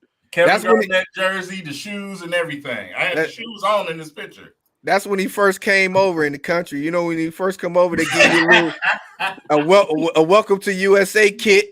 Hey, check this out. Right? Check this out, right? I want y'all to hear this, right? I was watching this the other day. I was scrolling, right? And so this guy had this clip up about players, coming from other countries and lying about their age, right? Mm-hmm. So they saying when Thon Maker came over here and got drafted, he was not 18, he was 23. But y'all want to hear another wild one? Dude, they said Manute Bol was 40, bro. I heard that tale as well. I don't believe that, man. You can look at him when he came into the league and look at him in the face and tell he wasn't 40, man. It was the same thing I felt like with with Thigh Maker, man, you can tell in the face how young a person is, bro. They didn't even have a piece of fur on their face. And you gonna tell me that he 40? They be saying some shit. Every time a player come from Africa, they say that bullshit. They said that was Bobo. With this question right here, about Zach Levine, well, he's got to have all-season surgery. I don't think it's necessary. All of that's gonna catch up with it's gonna catch up with Zach Levine. So I don't think Pistons would need to be interested in that. He's a good player, but I say nah, leave the interest alone on that one. I just want some consistent, healthy players. That's all I want, bro. Healthy. We just seen what injuries did to us last season, bro. It's just like I don't. Well, I don't want a great player for 30 games. Well, let me do it again because I did it earlier for the Lions. Dear Heavenly Father, we come to you right now, just asking that you please allow our Detroit Pistons to go through another season in which we can all be healthy, Lord. No Achilles, no shoulders, no thighs, no ACLs, MCLs, PCLs. Just let us be healthy, Lord. Give us that one. I think we are deserving. Your humble servants in your mighty name. You know, they were saying that about Ziggy too. They did say that about Ziggy. Like I said, I just think it's some racist shit. You know what I'm saying? This is America's most racist place on planet Earth. So I expect that type of shit. He's from Africa. Oh, he's probably lying. He's fucking illegal. He's 55. You know that. He said, what? You 16? Well, you know, more than 30. Did his visa check out? You know, that type of shit, man. So right. But that's just what it is. You know, every time a player comes from Africa, it's the same thing, bro. Is he 25 or is he 30? You know, that type of stuff. So, but you know, at the end of the day. So what's up? So with the NBA draft lottery coming up, think we gonna be jumping on during that time, King? What you think? Man, I'm gonna be fucking all over the place during that time. Like I said, we get lucky like last year because nobody thought we had a chance to move up to number one. Hell no. If we get lucky and we stay in this top 3, oh my God. You know what I'm saying? Because you got to consider what we finna add to this roster. Indeed. You know what I'm saying? So if we fall out to like 6 or something, then the NBA is a bunch of haters and they some fucking punks. Right. Right. Hey, listen, Robert Parrish looked to 74 at 24. So yeah.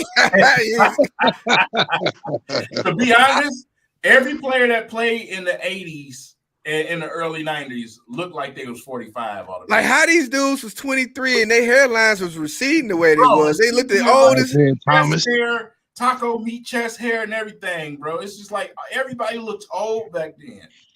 It was them damn mustaches. Some bunch of old young dudes out there looking, man, for real. And then they got them high ass shorts on. You know it's gonna make it look worse. So about you 16, motherfucker, you look 30. Right.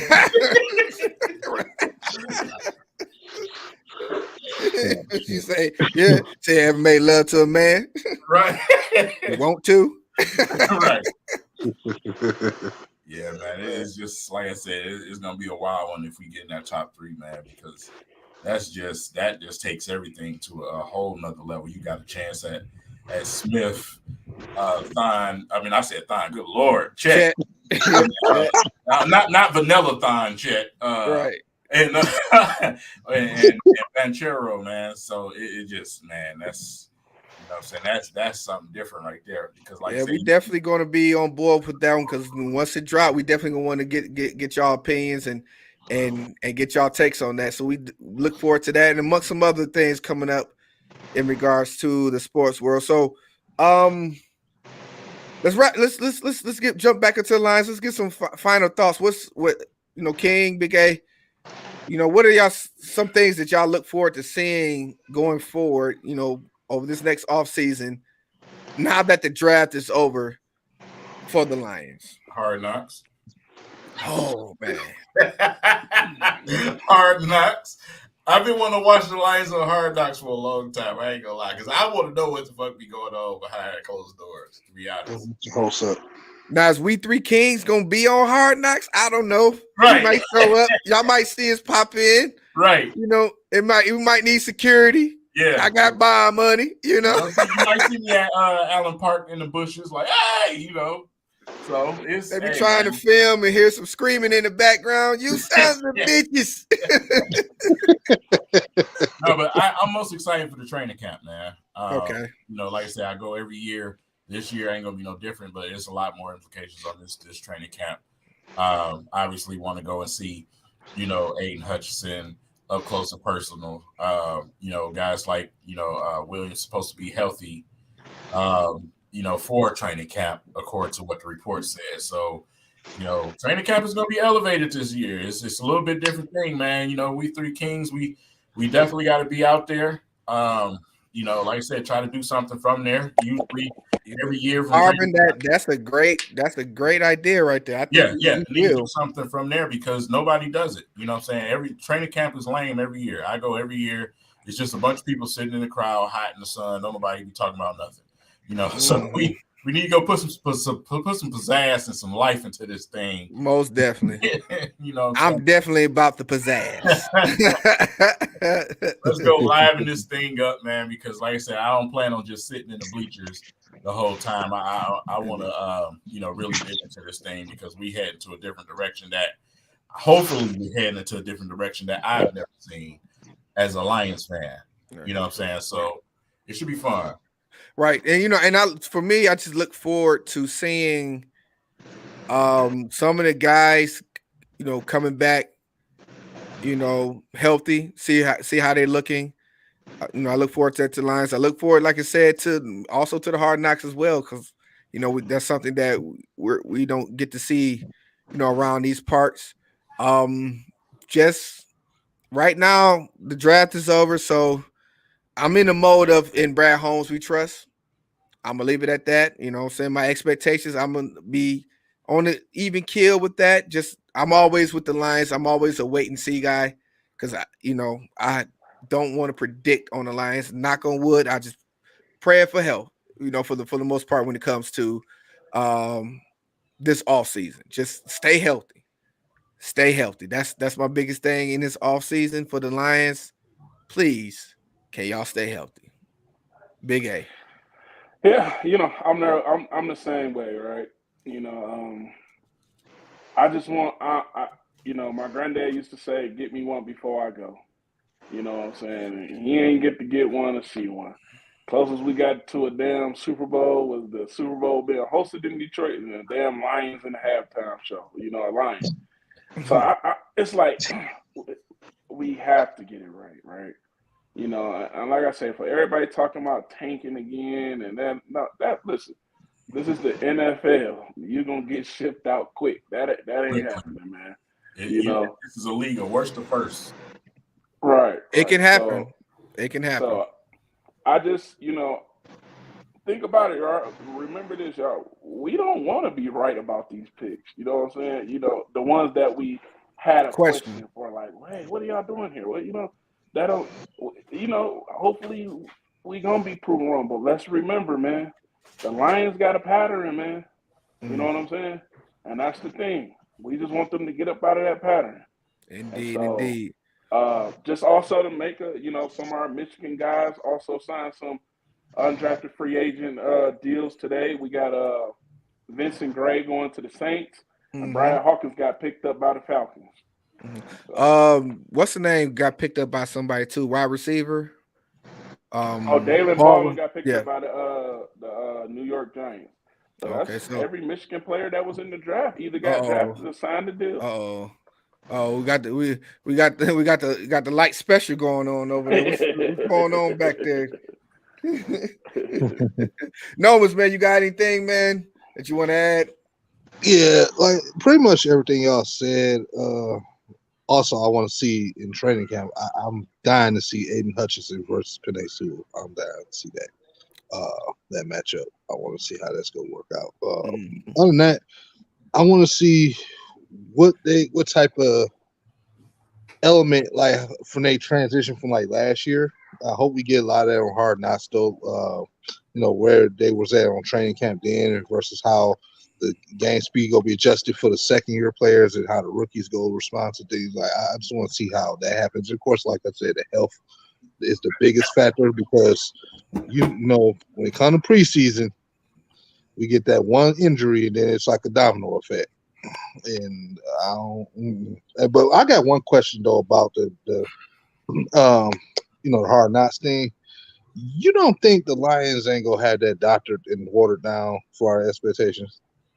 Try to think where I'm coming from with There's that. gonna be some acting going on in there. You best believe that. Like setting up stuff just to make Dan Campbell look good and all that type of stuff. It's movies. It's Hollywood. It's still it's still TV. Yeah, it's still it got to be an entertainment factor somehow, some way. So you're gonna see some stuff in there that's probably not gonna be all the way true, especially if you're from around here. They're gonna put some things out there that's not all the way legit. They got to do it for the entertainment purposes, but it is what it is. We finally got it here. We can't complain.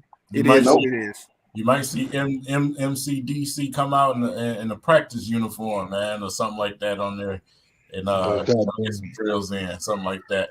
He's still built like Hulk Hogan, so exactly.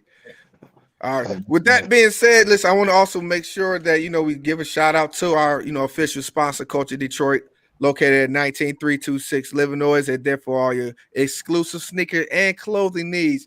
Like I said, I had to go down there this weekend. Had to pay up on my bet. Had to get my boy right. As y'all can see, got him some exclusive Kentucky high dunks, man. That had to go down there and make sure that I laced them right. and he has specific details. Nothing on red, on blue. so there you go. So make sure if you guys ever around in that area, just go ahead and give them a shout out. Tell them W3Kingz sent you. They'll make sure they look out for you. Also, be looking in July. We will be doing the show at Culture Detroit. We putting everything together. It's gonna be like a meet and greet. We're gonna have giveaways. I got something special for Big Willie and King. They don't even know about. So it's gonna be a party. Indeed, I'm gonna try my best to hold it in on what I got these guys. But let's go. Hey, hey, King, did you ever get your stuff from Big Willie? Yeah, I got it. Oh, okay. I got it. I had to let him know. So he pulled up. He gave it to me. I got out the car with the pistol. I said Capital. He gave it to me. While we on the subject, King. King.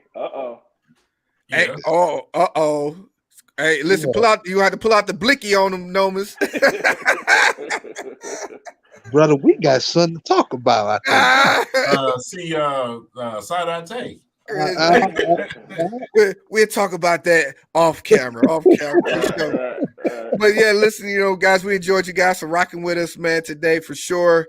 Look forward to, what's going on ahead of time. Any updates, anything that's going on in the sports world, we definitely going to jump in and get you guys comments. Make sure you guys like, subscribe. Make sure you get your peoples out there to like and subscribe our channel, W3Kingz. Get this thing rocking, man, for sure. With that being said, listen, enjoy your night, enjoy your families. W3Kingz out, baby. Peace.